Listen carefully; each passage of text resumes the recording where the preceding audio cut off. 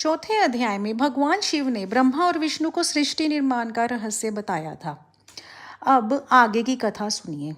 भगवान शिव की आज्ञा और कृपा प्राप्त करके ब्रह्मा जी ने सृष्टि की रचना प्रारंभ की। उन्होंने सबसे पहले अपने मन में अनेक महान ऋषियों को उत्पन्न किया ताकि वे धर्म, ज्ञान और तपस्या का प्रचार कर सके।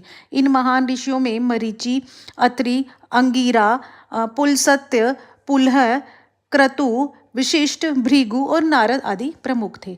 सभी ऋषि अत्यंत तेजस्वी और विद्वान थे। कुछ समय बाद नारद जी ने ब्रह्मा जी से पूछा, हे पितामह, इस संसार में जन्म लेने वाले जीव बार बार दुख क्यों पाते हैं? वे मोह और माया में क्यों फंस जाते हैं? ब्रह्मा जी ने मुस्कुरा कर कहा, हे नारद, यह सब भगवान की माया का प्रभाव है। जब जीव अपने वास्तविक स्वरूप को भूल जाता है तब वह संसार के बंधनों में फंस जाता है।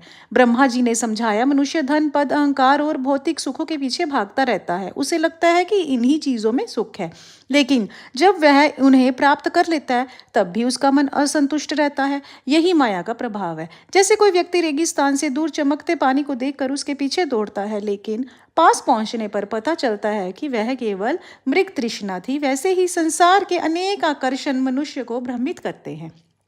नारद जी ने फिर पूछा, हे पितामह, यदि माया इतनी शक्तिशाली है तो मनुष्य इससे मुक्त कैसे हो सकता है? ब्रह्मा जी बोले, भगवान शिव की भक्ति ही इसका सबसे सरल उपाय है। जो व्यक्ति शिव जी का स्मरण करता है, शिव पुराण सुनता है और सच्चे मन से ओम नमः शिवाय का जप करता है, उसके हृदय का अज्ञान धीरे धीरे दूर होने लगता है। ब्रह्मा जी ने नारद को एक छोटी सी कथा सुनाई। एक गाँव में एक गरीब किसान रहता था। वह अधिक पढ़ा लिखा नहीं था, लेकिन भगवान शिव की बहुत पूजा करता था। हर सुबह वह खेत पर जाने से पहले शिवलिंग पर जल चढ़ाता और कहता, हे भोलेनाथ, आज का दिन आपके भरोसे। गांव के लोग उसका मजाक उड़ाते थे। वे कहते, सिर्फ पूजा करने से कुछ नहीं होता। लेकिन किसान कभी विचलित नहीं हुआ। वह मेहनत करता रहा और भगवान शिव पर विश्वास रखता रहा। धीरे धीरे उसके जीवन में सुख और शांति आने लगे। उसके खेतों में अच्छी फसल होने लगी। सबसे बड़ी बात यह थी कि कठिन परिस्थितियों में भी उसका मन शांत रहता था।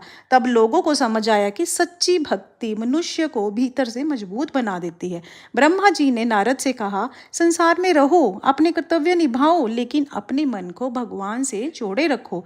जो व्यक्ति केवल संसार में उलझ जाता है वही दुखी रहता है, और जो संसार में रहते हुए भगवान को याद रखता है वही सच्चा सुख प्राप्त करता है। ब्रह्मा जी के वचन सुनकर नारद जी अत्यंत प्रसन्न हुए। उन्होंने भगवान शिव का स्मरण किया और वीणा बजाते हुए उनका गुणगान करने लगे। चारों तरफ भगवान शिव के नाम की मधुर ध्वनि गूंजने लगी। ओम नमः शिवाय, ओम नमः शिवाय, ओम नमः शिवाय। संसार की माया मनुष्य को भ्रमित करती है। धन और पद से अधिक महत्वपूर्ण मन की शांति है। ओम नमः शिवाय।